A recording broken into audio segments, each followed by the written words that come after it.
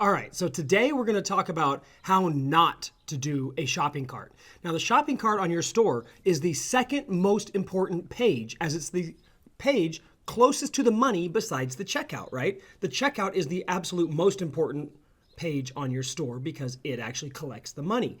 One step removed from that is the shopping cart. And if your shopping cart sucks, you don't get the proceed to checkouts, you don't get the initiate checkouts, and you have a massive level of abandonment. All right, so let's jump over and look at a shopping cart that's all jacked up and something you want to make sure your cart looks nothing like. All right, let's hop over. All right, so here we are in the shopping cart of King Ice. Okay, we talked about this store a few videos back. But anyway, this is actually top 25, I think it is, in terms of traffic, Shopify store. So they're getting a lot of traffic to their store.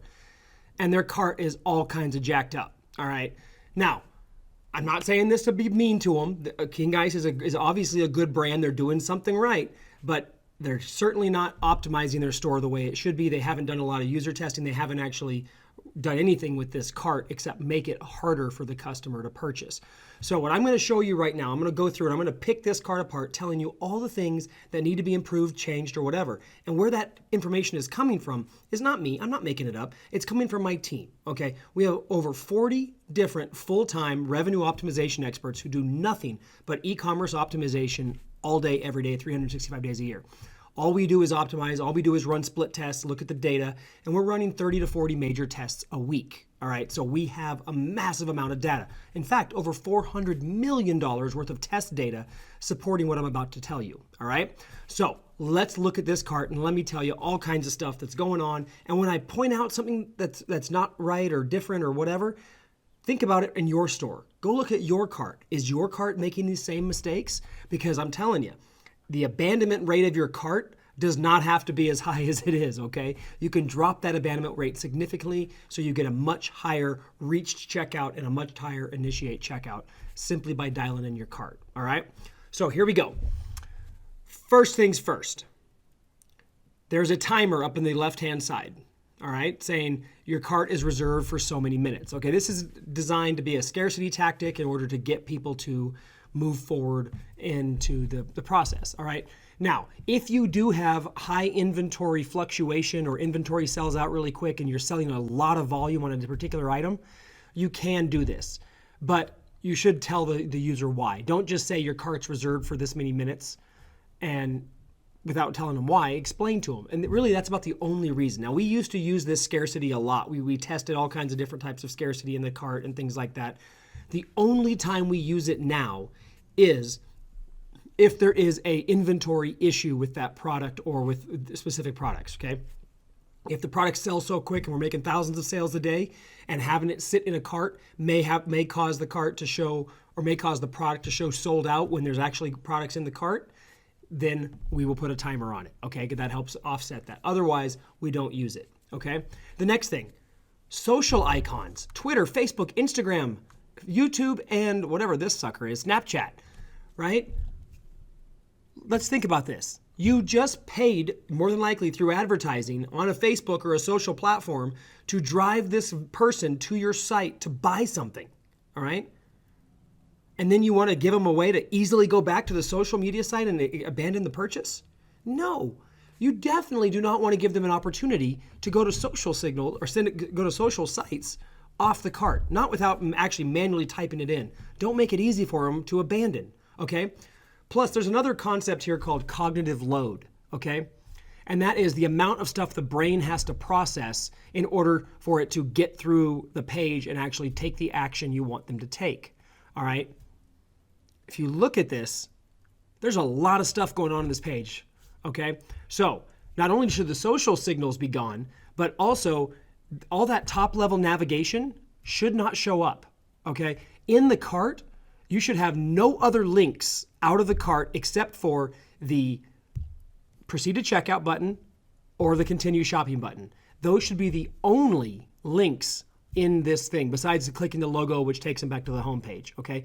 Everything else should be done. So you should suppress in your cart all the navigation links or additional shopping links or any of that stuff, okay? No search bars, nothing like that. The goal of the cart has one thing, is one thing. That's to get them to click the proceed to checkout button. It's not to get them to do anything else. just that one thing. And right now, there's so much stuff going on here. In fact, they can't even see the proceed to checkout button because it's below the fold of the page. And I'm on a 26-inch monitor, so there's a lot of crap going on in this cart, okay?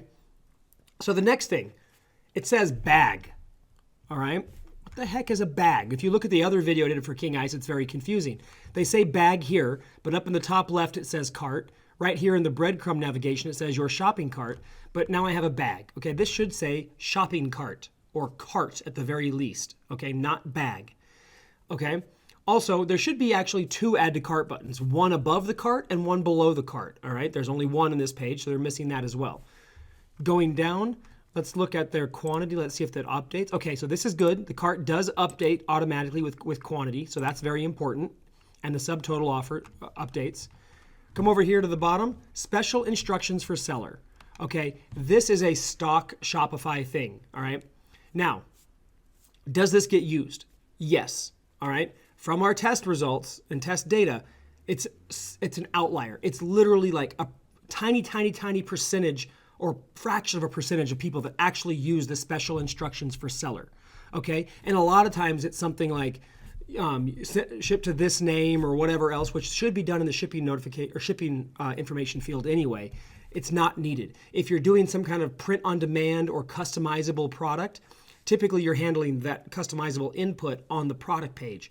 So this field should be suppressed. It should be turned off and not activated. There's no reason for it to be there, okay? So get rid of that. Okay, moving over to the other side. We got the subtotal, which is good. It should say subtotal, not total. And then they're using Sezzle, so it shows that you can get it for payments. That's all right. Okay, then it says shipping and taxes calculated at checkout. That is known already. There's no reason to bring that to their attention, okay? So that should also be suppressed. The next thing is, why are you giving me a discount code field in my cart? Okay, when the checkout has one built in.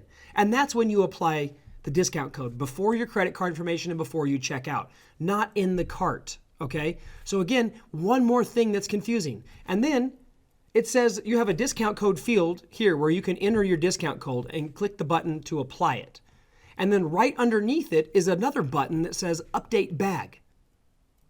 Well, what do I need to update the bag for? Okay, typically update bag means update cart, okay? And then in an old-fashioned cart with low tech, when you change the quantity or try to remove an item or did anything in the cart, you would have to click update the cart to get it to populate. All right, except we already saw that if I click quantity, this cart updates. All right, so it's automatically updating. So what the heck is this update bag button for, other than a waste of real estate and a point of confusion for the shopper? Also, bag. What the frick is a bag? I'm looking for a cart. Everything else says cart, all right?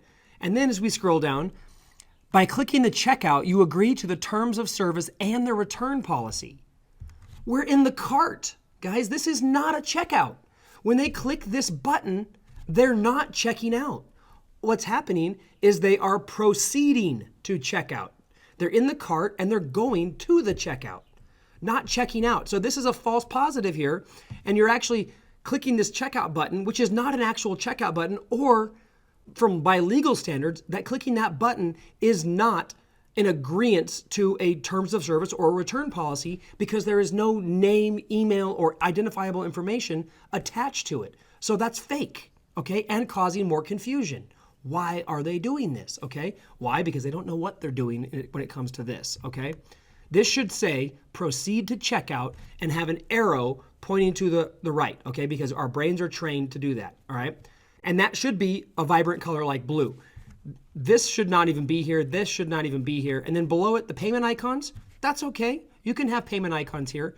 But another button that says more options? What kind of options? I don't even know. Let's click. What happens? Oh my gosh. Now it's popping up payment options below the checkout button, which is below the update bag button, which is below the coupon code button, which is below all this other stuff. Talk about a confusing checkout, or excuse me, shopping cart.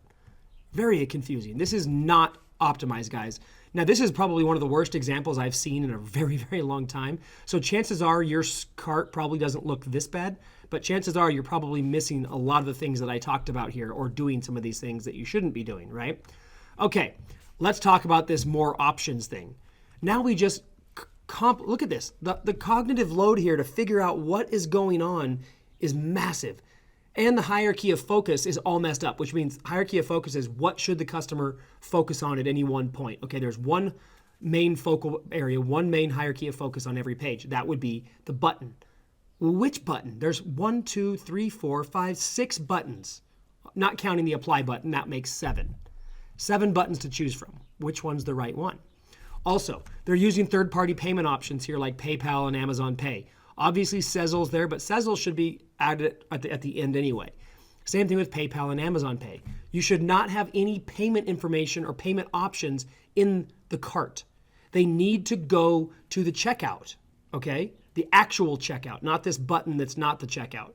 They need to proceed to the checkout, and they need to fill in the customer information page. All payment icon or payment options should be suppressed. They shouldn't show up on the cart or the checkout page either, the customer information page or the checkout.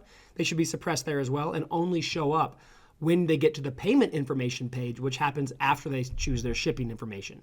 And at that point, there's a radio button where they can select credit card, PayPal, Amazon Pay, or Sezzle, okay?